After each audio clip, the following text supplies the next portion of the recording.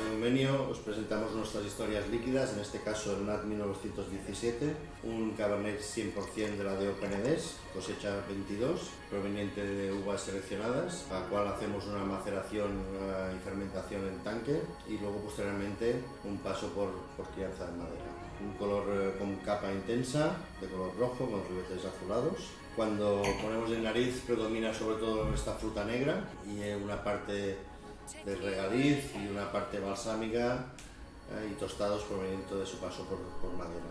En boca encontramos un vino estructurado, muy agradable, con un tanino muy maduro y lo que nos hace un vino ideal para maridar con carnes, con guisados, con brasa y sobre todo con embutidos.